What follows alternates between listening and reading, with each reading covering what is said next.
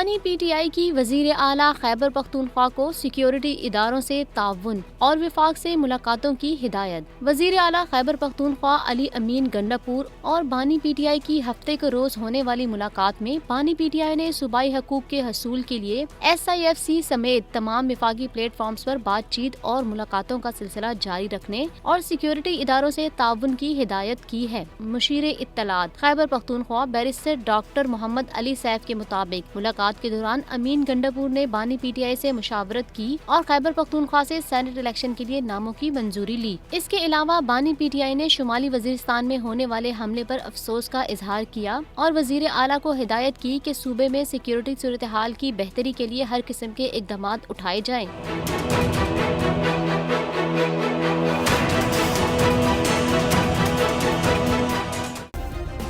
Subscribe کریں اور بیل دبائیں تاکہ کوئی خبر رہ نہ جائے۔